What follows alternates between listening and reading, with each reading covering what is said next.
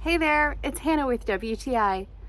I found the perfect solar lights to add a touch of whimsy to your outdoor garden. This is a 2-pack of outdoor waterproof garden lanterns from ROSHWEY.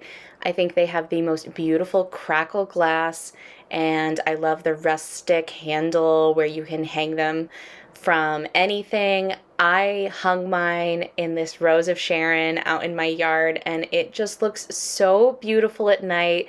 Look how bright they are. They last for about 6 to 10 hours on the charging effect, depending on how much sun you're getting. If they're in direct sunlight, they're going to last longer. They have this awesome rubber over the on and off switch, so everything is super protected and waterproof so that these will last a long time.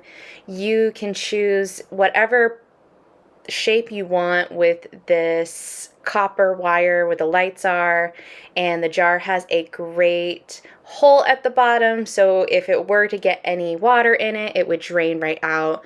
I really just appreciate how well these products were made, and I am so happy with them in my yard. I really recommend these solar lights. Not only are they beautiful and high quality, but they really just add the most gorgeous touch of whimsy to my outdoor garden area. So I think they are absolutely perfect, but that's just my point of view.